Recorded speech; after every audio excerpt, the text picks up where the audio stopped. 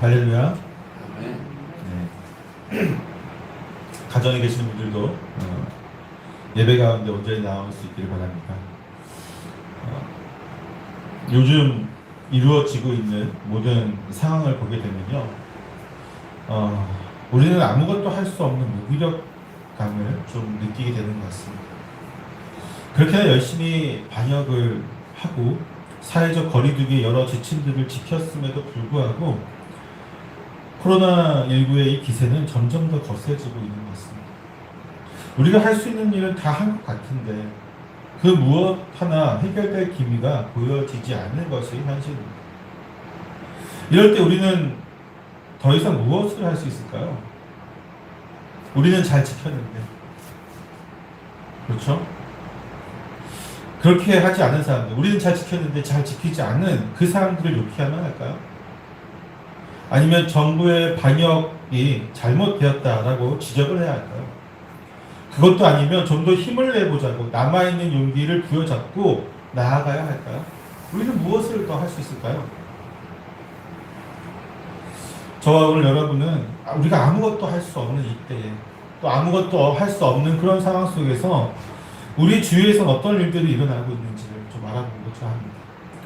그 모든 일을 무엇을 위해서 누가 주관하고 있는 것일지 우리는 믿음으로 바라보며 그 가운데 나아가는 저와 여러분 되시기를 부탁드립니다. 지난주에 이어서 계속해서 우리가 23장을 보고 있는데 이 산헤들린 공회가 열린 다음 날 유대인들은 자신들이 바울의 언변에 농락당한 것을 인지하게 됐죠. 당연히 그렇게 되겠죠. 생각이 있는 사람들이라면 공회가 끝난 다음에 우리가 바울에게 당했구나라고 하는 것을 다 인지하게 될 것입니다. 그래서 그들은 더 이상 바울이 변론할 수 있는 기회를 가지지 못하도록 그를 암살하려고 하죠. 이때 이들의 맹세가 이들의 각오가 얼마나 대단한지 그리고 그들이 얼마나 바울에 대한 분노하고 있는지를 잘 보여주고 있습니다. 우리 12절 13절을 한번 같이 읽어볼까요? 12절 13절입니다. 시작. 날이 새매 유대인들이 당을 지어 맹세하되 바울을 죽이기 전에는 먹지도 마시지도 아니하겠다 하고 이같이 동맹한 자가 40여 명이더라. 네. 날이 샜어요. 다음 날이에요. 유대인들이 당을 지어서 맹세했는데 바울을 죽이기 전에는 먹지도 아니하고 마시지도 아니하겠다라고 맹세했는데 이 사람이 40여 명이었다라고 얘기하고 있습니다. 어떤 사람이요, 사람이 어떤 일을 이루기 전까지 먹지도 않겠다, 마시지도 않겠다라고 하는 맹세는 이 일에 자신의 생명을 걸겠다라고 하는 의미를 지니고 있는 맹세인 겁니다. 즉, 자신이 굶어 죽든지 아니면 이 일을 어떻게 해서든 어떤 수단과 방법을 다 동원해서든 내가 이 일을 완수하겠다라고 하는 둘 중에 하나는 하겠다라고 하는 의지를 분명히 나타낸 것이죠. 이들의 이런 생명마저 버릴 듯한 극렬한 분노는요, 그 전부터 가지고 있었던 바울에 대한 분노에다가 이제 그 전날 공회에서 바울에게 농락당한 분노가 더해졌기 때문이죠. 만약 우리가 누군가에게 평소에 안 좋은 감정을 가지고 있었는데 그와 대면한 자리에서 그 사람에게 완전히 농락당하게 되었다고 생각해 보십시오. 엄청난 극렬한 분노를 느끼게 됐죠. 아마도 대부분의 사람들은 그것을 인지하는 순간에 이성을 잃어버릴 것입니다. 이 유대인들 또한 지금 마찬가지로 이성을 잃고 분노의 감정에 몸을 맡겨버린 것이죠. 이 분노에 몸을 맡긴 이들의 결과는 항상 하나님에 의해서 떠나는 것으로 나타나게 됩니다. 왜냐하면 우리의 분노에는 아무리 믿음이 좋은 사람이라고 할지라도 우리의 분노에는 거룩함이 없기 때문입니다. 거룩하지 못한 인간의 분노는요, 겉으로는 하나님의 의를 위한 것으로 포장하지만 그 내면을 들여다보면 언제나 지극히 개인적인 이유가 자리 잡고 있는 것을 발견하게 됩니다. 그런데 더욱 큰 문제는 무엇이냐면 사람들은 이러한 자신의 분노를 절대로 인정하지 않는다는 것이죠. 자신의 분노가 거룩한 분노가 아니라는 것을 인지하고 인정한다면 그는 더 이상 분노를 할 수 없게 될 것입니다. 결국 지금 분노하고 있다라고 하는 사람들은 자신의 분노가 어디에 기인하고 있는지에서 전혀 이해하고 있지 못하고 있는 것이죠. 때문에 가장 좋은 것은요, 분노하지 않는 것입니다. 그리고 가장 좋은 것은 분노하지 않도록 자신을 다스릴 수 있도록 믿음 안에서 경건하게 자신을 바라보고 믿음 안에 나아가는 것이죠. 바울에게 분노하며 그를 죽이고자 맹세한 이 유대인들 역시 자신들은 지금 하나님을 위한 거룩한 분노를 하고 있다라고 착각을 하고 있습니다. 그렇죠? 본문에서 그 맹세에 대해서 자세하게 말하고 있지는 않지만 유대인들의 관습을 보았을 때 그들의 맹세는 아마 이랬을 것 같아요. 만약 우리가 바울을 죽이기 전에 무엇을 먹거나 마시기라도 한다면 하나님께서 우리에게 벌을 내리시고 더 내리시기를 원하노라. 구약에서 이런 맹세를 많이 하잖아요. 하나님께서 나에게 벌을 주시고 더 주시기를 원한다. 똑같은 그런 이제 맹세를 했을 거예요. 만약 우리가 바울을 죽이기 전에 무엇을 먹고 마신다면 하나님께서 우리에게 벌을 주시고 더 큰 벌을 우리에게 내리시기를 원하노라. 누가 우리에게 벌을 주신다고요? 하나님께서. 즉 그들은 바울을 죽이는 것이 누구의 뜻이라고 생각하는 거예요? 하나님의 뜻이라고 하는 확고한 신념, 잘못된 신념을 가지고 있습니다. 때문에 지금 자신들이 하고 있는 이 분노는 거룩한 것이라고 자기 착각 속에서 확신을 하고 있는 것이죠. 우리 주위에도 이런 사람들이 많죠. 정부나 혹은 특정 집단이나 개인을 대상으로 분노를 표출하는 사람들이 많이 있습니다. 그런데 이들은 자신의 분노가 항상 정의를 위한 것이라고 포장을 해요. 정말로 그럴까요? 앞서 말씀드렸듯이 우리는 절대로 거룩한 분노를 할 수가 없습니다. 다시 말해서 우리는 절대로 정의만을 위해서 분노할 만큼 그렇게 정의로운 사람들이 아니에요. 그런 존재가 아닙니다. 그 정도로 거룩한 존재가 아니에요. 물론 그러한 분노에 자신이 생각하는 정의가 조금은 포함되어 있을 수 있겠죠. 자신이 생각하는 정의예요. 완벽한 정의가 아니라 그 정의 자체도 이미 변질되어 버렸다는 것을 인정하지 않고 있습니다. 여러 가지 사건이 올 한해 있었죠. 가장 최근에 제가 보면서 느낀 것 중에 하나가 뭐냐면 최근에 조모 씨가 교도소에서 나온다는 소식이 전해지자 그를 응징하여서 사회의 정의를 실현하겠다고 하는 사람들이 정말 많이 모여들었습니다. 하지만 결과를 보십시오. 조모 씨에 대한 그들의 분노는 결코 정의로운 분노가 아니었습니다. 지극히 개인적인 이유의 분노였던 것이 그들의 행동으로 너무나도 잘 나타나고 있는 것이죠. 열매가 그 본질을 분명히 보여주고 있는 것입니다. 우리는 어떤 분노를 가지고 있습니까? 과연 그 분노는 하나님이 인정해 주시는 그런 분노일까요? 우리 스스로 좀 먼저 좀 바라봤으면 좋겠습니다. 특히나 요즘 사회에 분노가 점점 많아지고 있죠. 답답한 가운데 분노가 점점 많아지고 있습니다. 그 분노의 본질을 봐야 되는데 분노를 누구에게 어떻게 해소를 하고 있는지 생각해 본다면 사실 우리 중에 부끄럽지 않은 사람은 단 한 사람도 없을 거라고 생각이 되어집니다. 자, 계속해서 볼까요? 이러한 이들의 음모는 바울의 조카에게 전해지게 됩니다. 바울의 조카가 어떻게 이러한 음모를 알게 되었는지 우리는 자세히 알 수 있는 방법은 없지만 이 모든 과정에 하나님께서 바울을 로마의 황제 앞으로 데리고 가려고 하는 그런 작전 가운데 있음을 우리는 알고 있습니다. 하나님은 바울의 조카를 통해서 이 소식이 바울에게 전해지고 다시 천부장에게 전해지도록 하셨던 것입니다.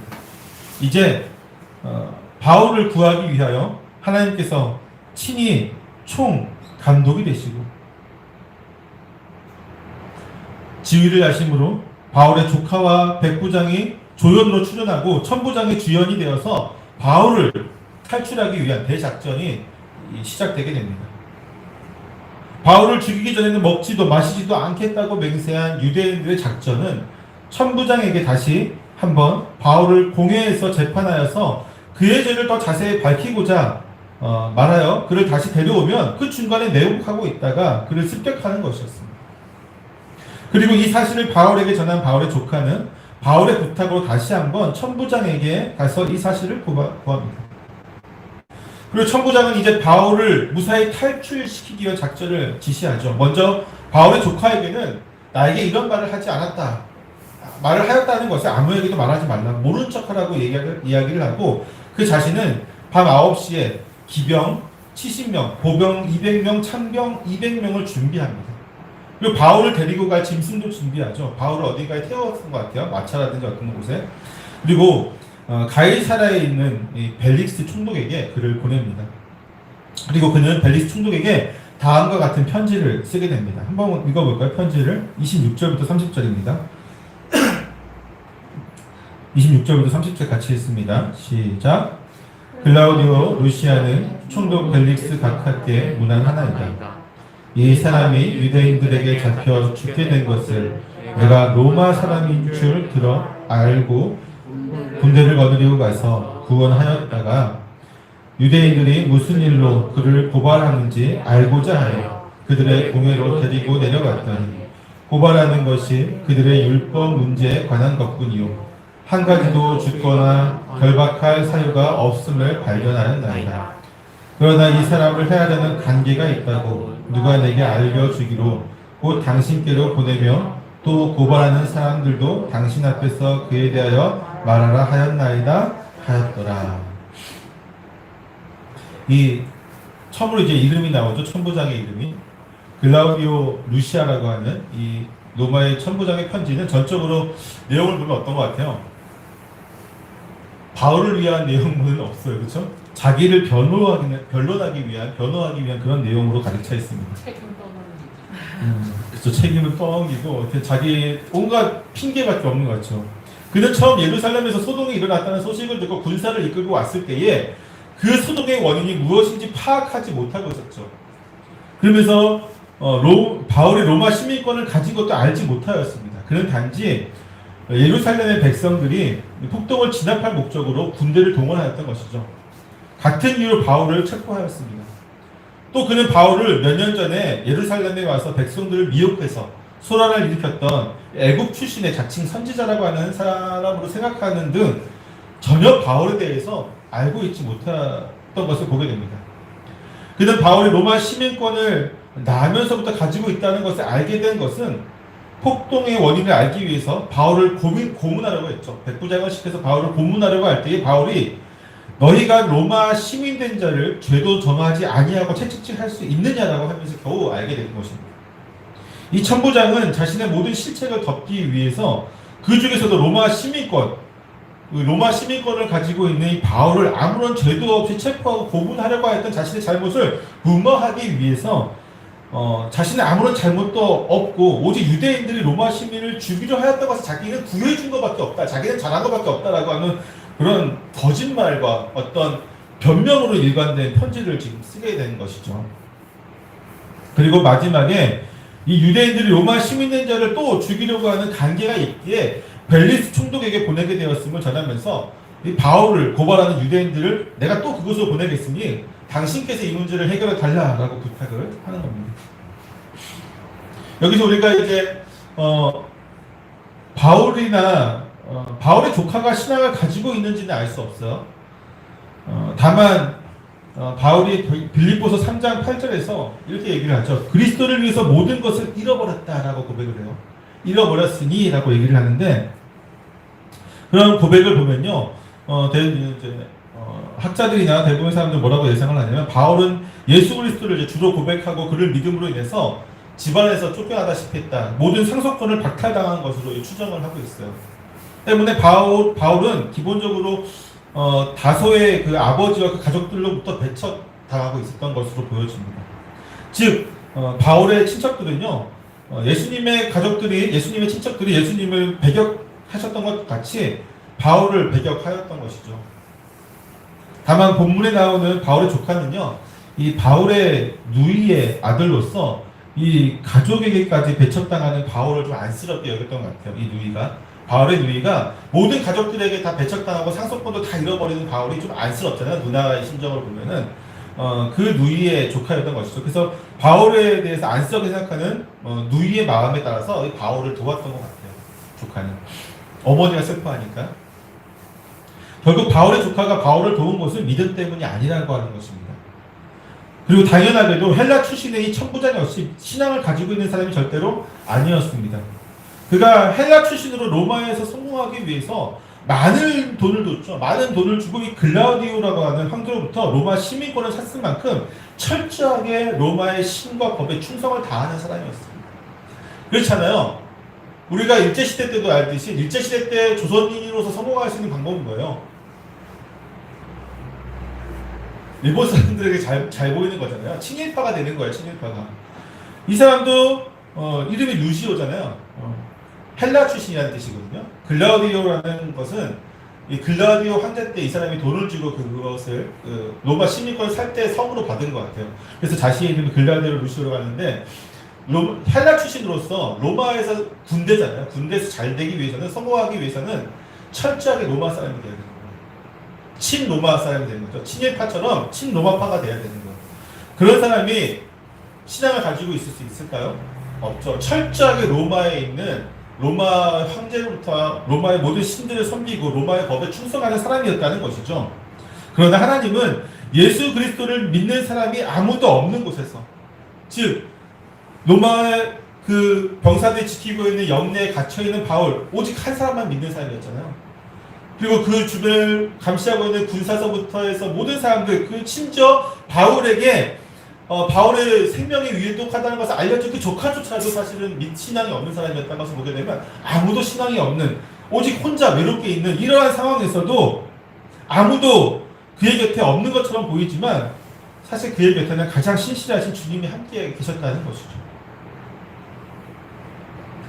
때문에 바울은 이러한 모든 사건과 사건, 또 고난과 고난 사이에서도 잠잠하며 순종할 수 있었던 것입니다. 그는 공회가 열렸던 날 밤에 주께서 그의 곁에 서서 담대하라, 내가 예루살렘에서 나의 일을 증언한 것 같이 로마에서도 증언하여야 하리라 고 하는 말씀을 굳게 잡혀서 이 모든 시간을 이겨낼 수 있었던 것입니다. 우리는 바울과 같이 감옥에 갇히게 되며 되어 믿는 사람들이 아무도 없는 곳에서 외롭게 고난 가운데 서 있었던 수많은 믿음의 조상들을 알고 있습니다. 바울과 똑같이 이 감옥에 갇히거나 고난과 고난 사이, 그리고 어떤 갇힘과 갇힘 사이, 그런 모든 사이에 있었던 수많은 우리의 믿음의 조상들을 보고 있어요. 그들은 그곳에서 외롭게 싸우지 않았습니다. 누구는 고난을 이겨내고 그곳에서 나올 수 있었지만 또 누구는 그곳에서 고난 가운데 죽음을 맛보기도 하였습니다. 그러나 그 모든 상황에서 그들이 승리할 수 있었던 것은 주님이 그곳에서 함께 계셨기 때문이죠. 만약 우리 주님이 함께 하시지 아니하였다면 그들은 결코 승리할 수 없었을 것입니다. 그들은 결코 믿음을 끝까지 지키지 못했을 것입니다.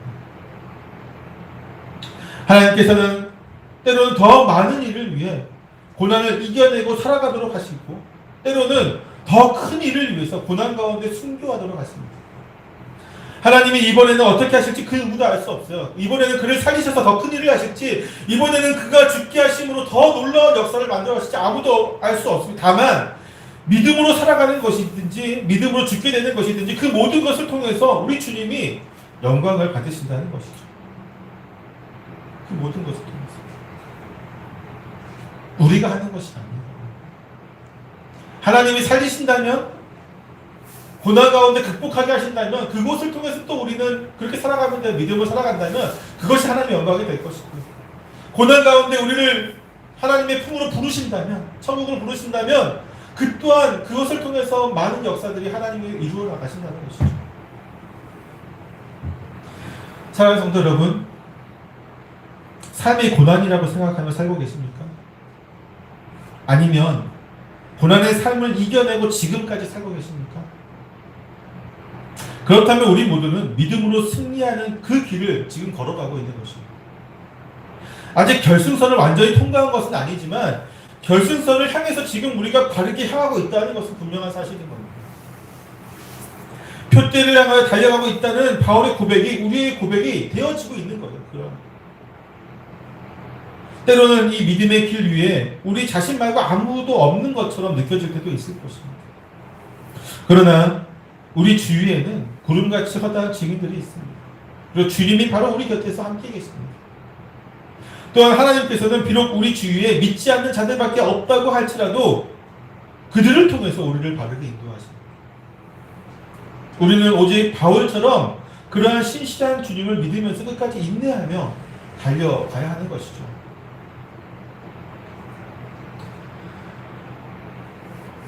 바울을 호송하는 군대는요, 밤 9시에 출발하여서 다음날 해 뜰 무렵에는 예루살렘에서 약 56km 정도 떨어져 있었던 안디바리드에 도착하게 됩니다.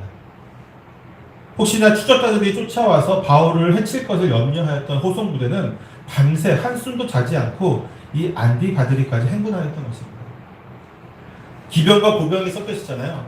기병 70에 보병 200, 창병 200, 470명의 군사가 호송할 때에 보병이 아무리 빨리 걸어도 그렇죠? 56km라고 하는 거리를 걸으려면요, 밤을 새서 정말로 밤 9시부터 해가 뜰 때까지 한순간도 거의 쉬지 않고 정말 전력으로 가지 않고서는 불가능한 일입니다. 그만큼 이제 쫓기듯이 혹시라도 쫓아올까봐, 추적자들이 올까봐 그렇게 이제 밤새 한숨도 자지 않고 왔던 것이죠. 그리고 이제 더 이상 아침이 돼서 이제 안디바드리까지 오니까 먼 거리까지 왔어요. 더 이상은 추적자가 없을 것이라고 생각하여서 기병을 제외한 나머지 보병들은 돌아가게 되고요. 기병들이 이제 빠르는 이제 말을 달리겠죠. 조금씩 달려서 남은 거리가 가이사랴까지 약 43.5km 정도였거든요. 그 거리를 이제 기병들이 바울을 데리고 갔죠. 가이사랴로 올라가게 됩니다. 넓은 대로를 통해서 이제 더 이상 경계할 필요 없이 빠르게 행군을 하게 됩니다. 그리고 바울의 운명은 이제 유대의 총독인 벨릭스에게로 넘어가게 됩니다. 벨릭스는 천부장의 편지를 받고 바울의 출신을 묻게 됩니다. 그는 바울의 출신을 듣고 그의 출신지의 통치자에게 그를 보내려고 했던 것이죠. 이 골치 아픈 문제를 자기가 해결하지 않고 그의 출신지에 있는 분봉왕이라든지 또 다른 총독이 있으면 보내려고 했는데 바울의 지방이 이제 길리기아 사람인 것을 알게 되고 벨릭스는 자신이 바울에 대해서 판결을 내려야 한다는 것을 인지하게 됩니다. 때문에 그는 바울의 그 고발자들이 가이사랴까지 올 때까지 바울을 헤롯궁에 머물도록 조치를 취하죠. 이게 이제 오늘 23장의 마지막까지 말씀이었습니다. 성도 여러분, 바울을 죽이려는 자들과 바울을 살리려고 하는 사람들은 자신이 행하는 일이 무엇인지 또 무엇을 위한 일인지 알지 못하고 행하였지만 바울은 그렇지 않았죠. 자신의 주위에서 이루어지는 모든 일들, 자기를 죽이려고 하는 사람들, 자기를 살리려고 하는 사람들, 그 사람들의 명령을 듣는 사람들, 이 모든 사람들이 하나님을 믿지 않는 사람들이었고 또 그들이 하는 일이 무슨 일을 하는지 자신들은 알지 못했지만 바울은 알고 있었다는 것이죠. 그는 그저 이루어지는 대로 무기력하게 끌려가고 있는 것처럼 보이지만 우리의 눈에는, 또 누군가의 눈에는 바울이 무기력하게 아무것도 하지 못하게 그냥 끌려가는 것처럼 보이지만 그는 자신을 둘러싼 이들이 하나님의 도구가 되어서 움직이고 있음을 분명하게 알고 있었다는 것입니다. 그는 지금 이 시점에서 자신이 잠잠해 있음으로 인해서 하나님의 더욱더 역사하심을 분명히 알고 있었던 것입니다. 우리는 어떻습니까? 때로는 우리의 의지대로 되는 것이 하나도 없다고 느낄 때도 있으며 너무도 무기력하다고 느낄 때도 있을 것입니다. 하지만 그럴 때는 우리보다 먼저 하나님이 움직이고 계시다는 것을 믿어야만 합니다. 그러면 우리가 할 수 있는 것은 아무것도 없지만 무엇인가 이루어지고 있음이 우리 눈에 보일 것입니다. 믿음의 사람에게는 믿음의 눈으로 바라보는 하나님의 역사가 있기 때문이죠. 하나님이 만들어 가시는 역사를 볼 수 있게 될 것입니다. 그러니까 여러분, 포기하지 마십시오. 승리할 때까지 끝까지 기도하며 나아가기를 소망합니다. 오늘날 이 시간, 이 시기에 우리가 할 수 없을 때 더 역사하신 하나님을 바라보면 마지막까지 언제가 될지 모르겠지만 인내하며 승리하는 저와 여러분 모두가 되기를 축원합니다. 기도하겠습니다.